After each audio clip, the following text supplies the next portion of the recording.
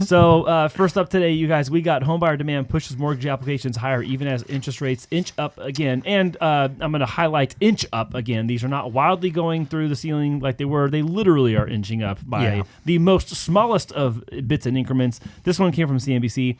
Average contract interest rate for 30-year fixed rate mortgages with conforming loans balances increased by 0.03%. It's almost nominal, nothing. It's very small. So has this changed anything for you guys here locally yet? No, it's just headline, right? It's just... It is. No, 100%. It's just headline. What are we talking about this? Okay.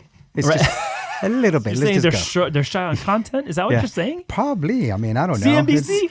Same old here. It's going to change your payment. I mean, if $1 million, it'll probably change it maybe $50, if that. 80 cents a day. Yeah. 80 cents. Hell yeah. Call your loan officer. Refinance. Yeah.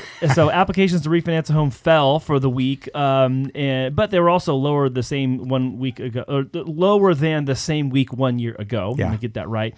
But it didn't really seem to deter home buyers, is what the takeaway was from this one, who, after the holidays and also seeing kind of the highs of the fall 2020, they're like, hey, this is kind of a range I can do, and I'm back in the game. Again, it's just that FOMO, right? It's the beginning of the year, so it's just a little bit. It just increased a little bit. So people are, little. So it's like, it's not going to deter the person like, okay, I'm not going to buy it right now because of that. It's just, they've already, I think what people have listened to is last year's comments from the Fed. Yeah. We're already going to, do a rate cut 3, possibly 4 times. Mm-hmm. So I think that's actually in people's head right now is that's what's going to happen. So I'm okay to still stay in the game right now, apply, and just kind of put myself in a better position. And earlier we were having a conversation, and I feel that 2022 going into 2023, there was a lot of uncertainty, not knowing what was going to happen with the Fed, the government, rates, and whatever the direction of the market. But people went through a whole year. We kind of got an idea of what happened, the ups, the downs. We got a really bad October. We touched the hot pan. We didn't like that. And we started digressing. Rates started to come back down into the end of the year, only to start spiking up a little bit. But I feel that the difference is that people already have last year in their belt. So they already know how bad it could get or how bad it got. And now I feel that their situations and, their life circumstances is prompting them to, make a move, take a move. But at the same time, these rates are just headlines. Yeah, no, it doesn't move anything. At the same time, it's not bad. It's kind of like, okay, cool. And, as the article says, it's like it didn't deter people. Yeah. I think 2023 was just a very difficult year for a lot of people. And just the mindset of adjusting, trying to understand and, understanding that new cliche that came out. Don't marry the rate, marry the home. Yeah. I think that's something that really resonated in people. And now they're actually understanding the true value behind that. Yeah. Well, and mathematically, a lot of people were eliminated just because affordability was like the lowest in 40 something years. I don't remember. It's one of the previous episodes. I don't say 42 years, but something like that. I don't know. But I think that what you're seeing is you're seeing behavior come back, and people are like, okay, well, if this is where things are going to settle, this is where the dust is going to settle after all this, then I have a decision to make. And so what I think I'm starting to notice, and the data doesn't really say this so blatantly, but you can kind of put pieces together. I think people are coming off the fence because they're like, fine, you know what? I wasn't going to get it in 2023. I am determined to get into a home, so I'm going to try right now. Yeah. I'm going to give it a shot. Yeah. And also the tonality for which people look at housing now has also changed. Hey, I'm going to live here, then I'm going to really live here. Yeah. I'm not just trying to buy a place that I'm going to sell in 12 or 24 months. This isn't the market for that. This is for the long-term buy that you're going to hold and either live in it yourself 10 or 15 years, or you're going to hold it for still that long, and maybe at some point it turns into investment for you. I mean, Andy, it's a little bit of everything. I mean, right now we're talking about long-term hold. As a matter of fact, I'd like to go through this actual true situation we're in right now. It's a property in Paso Robles near where there's a lake and then there's ocean. But the property has a cracked foundation, and you can totally tell this is a totally rehab, right? Like you have to renovate this property. If you look at it, you're like, whoa, this needs a lot of work. Anyhow, $550, client submits an offer. We're doing hard money on this. In this case, we just got to counter back. Are you willing to go up to $640? Higher. We're between $640 and $650 right now, pretty much, because they can't really disclose where you're at. But it went up $100,000, guys. What? Just like that. And the property needs about $110,000, $120,000. So that's where we're at right now. Wow. It's crazy, And this is for an investment property, not an actual somebody that's going to go in there and occupy. Yeah, like it's not an owner-occupied deal. And that's just to tell you, if investors are going that aggressive, it's just kind of telling us where they feel the market's going to go. Because obviously these people, this is what they do day in, day out as well. And I think this is something that we should probably like really be blatantly clear about with people who are looking to buy a house, is you are in the arena with these people. Yeah. They have the money, they have the investor, they have the deep pockets, and they have the, the tenacity or competitiveness to go and try to outbid you. Yeah. And that is what's happening in some cases. It's not all cases, but this is a great example. Glad you brought it up. Didn't know you had it in your back pocket for today. But this is going to be happening. Yeah. You're going to see bidding already happening between people who are trying to buy for their owner-occupied house. But then you're also in the room with people who are like, I'm buying this as an investment. Mm-hmm. And we had a comment. We had a nice little exchange with somebody in comments a couple weeks ago. Are talking about, house prices need to have a 40% correction. Yeah, okay, I can maybe mathematically agree with you. However, someone's going to step in with money at 20% off and 25% off before you get to 40, and you will have a chance at it based on your theory. Yeah. And again, I'm not saying the theory is wrong. I'm just saying the behavior ain't going to play nice. And I agree. I agree with them. It would be nice to see a 40% correction there. But what would we do? Can you give me 3-4? What would we do? Everyone would come. We'd come in. Exactly. I'm interested at 20% or 25% even. But I'm not going to see 40. But even then, like you just said, as soon as it drops, oh great, you just made it even better for the investors. They can come in with more money down and overbid everybody out. And then there's the flip side of that coin is you got this place that needs a bunch of work. It sounds like it's got a lot of serious work that needs to be done. You're talking about it needs $110,000 work. Who has that? And they do. But also who's they? 100% or $100,000 more than what the list price is. So now we're talking about $210,000. Correct. And then still it means that the value upon completion and repair is still north of $1 million. So there's enough scratch in the game for them to do that still. Yeah. And for investors, they're like, as long as I'm profiting and it still makes sense for me, it doesn't matter if I'm profiting X, Y, or lower or higher. They're profiting. Yeah. No, not lower, higher. Lower, higher. Yeah, no. You said, earlier, like, the highs and lows of 23. I'm like, no, they're just highs and higher. Highs. Highs and higher. There it is. High and high. Well, no, absolutely. The interesting thing also here is that, like, we had been seeing already at the turn of the year, now that we're at the end of January, you look at all the end of quarter 4 data has been coming out now, and from November, and you start seeing December data start coming out about housing, and it's like, listings started coming back up. Buyer applications started increasing. Interest rates are down. It's like all of these things are steamrolling. Values are going up. Yeah, values are holding and going up. And it's like, I don't even know that we're going to get through the winter before we start having spring activity. I feel like we're seeing spring action. I heard spring's here already. That's what I'm saying. I think we're seeing spring action now, and it's like it's January. We still got a ways. So I have HomeBot, right? Yes. It kind of tells me on a regular basis, on a weekly basis, where we're at. And my house that I bought back in 2012, it shows right there, it's gone up 159%. I was like, wait. Are you serious like that? And then the other property that I bought, actually, it's crazy on the zip codes, right? 91914, where I currently live. Yes. And then 91913. 91913 was only 129.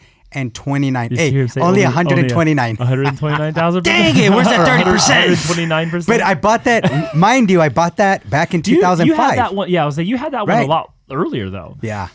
So that's the thing, right? Right now, if you're buying, a lot of people, here's the rent versus buy.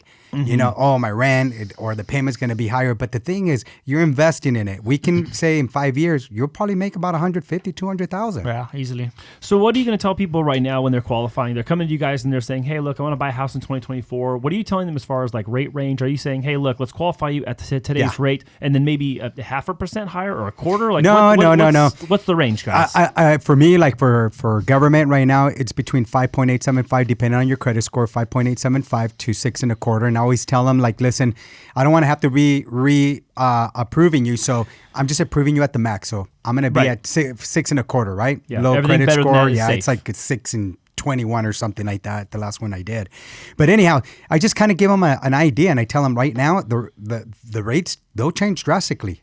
On day in, day out. But for now, just keep it at that. And I give them that calculator where they can actually figure out what their payment's going to be. So when they find a home, they can just plug numbers in. Yeah. Oh, okay. I want to pull the trigger on this or not. Similar. That loan comparison worksheet's been coming in handy. How many years have we been using that now? It's been a long time. I think 2009 or 10. Yeah, it's like 9. It's been a long time. Three payment scenarios. I love how simple it is. No, and similar to what William said, I Good think creation. yeah, it's still going hard. I still use it. No, but similar to what William was saying, I like to give the clients the education of how rates move, and then put them with the tenno, because then they understand what's happening, and I'd let them know like, hey, this is the reason why rates are moving, but I'm also going to give you the data so that you could also see what I'm seeing basically. And I like to take them through a best case, worst case, and then a missed case scenario, so they have the range of all the payments.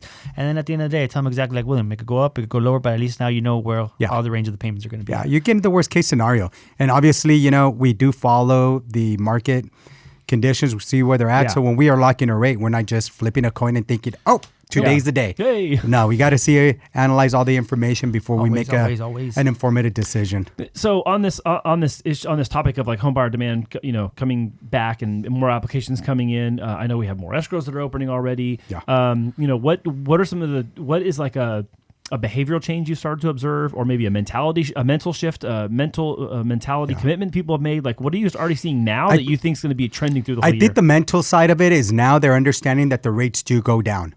I think when people are first getting in, they're thinking, hey, the rate's going to be like at 7, right? 8, like it was in October. Now they're understanding that's not forever. So now they're truly believing themselves that, okay, you know what? You're right. The rate will go down. 6-8 months, we could revisit the conversation. I'm kind of going into this with the worst case scenario of being able to carry the cost for 6-8 months, see where we're at. But at least now I know that if I can carry that cost for the next 6 to 8 months, even a year, when the rates go down, it's going to make it that much easier for us. So maybe they stick to the dollar menu at Jack in the Box or McDonald's like I did when I first bought it. You know what I mean? It doesn't even exist anymore. It's like the inflation menu. Yeah. You want to look at look at inflation. Look at the dollar menu. It doesn't exist anymore. The last part, at least for my thoughts on this one, for this segment is, also we have to remember ourselves, but also remind everyone watching, like that means there's sellers in the game too. Yeah. That's great. There could be mortgage demand through the roof, but if there aren't sellers engaging in listing their houses, it doesn't matter. Yeah. So the other side of this is, are there sellers showing up? And the data is already showing that, the sellers already started showing up in December. And then you also see that we're going to talk about price cuts have been become less and less price cuts. You see housing values stay the same or going higher, like you're talking about, and more listings come into the market. So it seems like everyone's kind of agreeing it's time to play ball again. Let's all circle back up. The crash is not coming, Andy. Markets. Let's start. The crash is not coming. We're not seeing. Wait, what crashes. crash? Yeah, what crash? Exactly. What crash? Yeah, but the only crash was the volume. The volume. Oh yeah, there you go. All right, guys. Mortgage rates, inventory, and demand rise as price cuts fall. This sounds like the other one, but it's a little bit different. This is coming from HousingWire. Housing inventory, new listing data, and mortgage rates are all rising, but the price cut data percentage is falling. So the price cut data, for everyone who's new to this show or new to this piece of data, every house that is listed that sells or closes for less than the list price is a price cut. Yeah. That price cut could be $10. Okay, that qualifies as a price cut. The normal range for that is 30 to 35% of listings experience a price cut. In 2023, it was outside the boundaries of that at 36.2%. So there's a little bit more price cuts than normal in 2023. But the projection for 2024 is that only 32% of listings are going to have price cuts. Okay. That is statistically, that's like 12% or something better. That's a lot. And getting to the lower side of that normal range is not only just historically normal, but like healthy normal. Yeah. So what we're looking at is that the inventory bottom for 2022 was only 240,000 listings. But the peak for 2023 was 569,000 listings. And for context, they threw this in. Active listings for the same week in 2015, 933, 9 years ago, is 933,000. Yeah, so almost double the inventory. Almost double the inventory of what we saw in 2023, and easily triple and a half of this 2022 number. So here's what I want to discuss, is when all these things are happening together, which one is going to drive the train forward? What do you think it is? Is it the inventory coming back? Is it the price cuts that are softening and meaning people go, oh, okay, well, there's no crash coming? Or is it mortgage rates? What would you say is the leader? The leader is going to definitely, for me, be inventory. Okay. Because Why? if there's no inventory, that means the prices stay the same or the prices hold. Now, at the same time, if rates do deflate, that's something that the market and the economy takes care of, not the home prices. But we also need the clients, and I mean sellers, to take action to put their house on the market to be able to have more inventory. And I feel that that's what it's coming to because of the fact that rates are dropping. It's giving them the confidence to jump onto the market. So I feel that the more that we see more inventory, the more it's going to get positive. Correct. Yeah. Correct. So I think that's what would you say? So no, right now, obviously, it's the reason for it is if the interest rates do drop, that's just there's not going to be price cuts. There will be, but not as many as we saw before. Yeah. Right. If there was more inventory, like there was in 2015, then we're going to see price cuts for sure. Yeah. I mean, right? if the market gets flooded, yes, there's going to be price cuts. Correct. Now, here's my question, guys: are we going to see this again? Are we going to see what this? What do you mean? 900 plus homes on the market on a monthly basis like we used to? No, I think it's going to be around $750,000, and I'll explain it now because I'm glad you. It's a perfect segue, man. Yeah. Now, you didn't write that down, did you? No, I'm just thinking because I like that number. I remember being always busy, right? Here's why. Here's why. I think what we're seeing right now, coming out of quarter 4, 2023, and with all of the month of January's data kind of already locked in, is you're seeing the pretext to what the spring and summer is going to look like. So I think in the spring and summer, if sellers are like, oh, I wasn't going to sell in 2023, rates are high, price cuts, whatever, even when maybe they didn't even know that. Okay, but hang with me here. If I'm looking at this information now and I'm trying to go like, oh, I got to move next summer. Well, now next summer is looking pretty good because in about 6 months from now, if housing prices have stabilized or increased and rates stay low, that means affordability is back and buyers are starting to bid against each other. What's that mean for me as a seller? Yeah. What's my house price going to do? Go up, right? Yeah. Which then answers his question, or which is his thing, which is inventory is going to drive it all. So I think inventory is definitely a big player in this. Interest rate's a big player, but I definitely see that this is the pretext for a very strong inventory in spring and summer. I also think that everybody collectively is like, well, hey guys, it's not getting any better. Houses, there's no inventory. It's not going to crash. So let's all just let's play. Yeah, let's play. Let's play. If you can't beat them, join them. So I think that's literally it. Yeah, and here's the other thing. Like, let's say you have to sell your house. What are you waiting for? Now, you might be waiting to retire, waiting for your kids to move out, waiting for this or waiting for that. Okay, maybe there's a milestone or something important happening. But if you're waiting for like a market condition for selling your house, what else are you waiting for? Buyer demand is back. Rates have gone low. Prices have stabilized. Unless you have like a terrible listing that's falling apart, going down a hill. What else are you waiting for to happen before you decide it's the right time? Yeah. It's like when I don't know. It's like when rates were at 2.25, they're like, no, we want them to go to 0 for you to buy. God.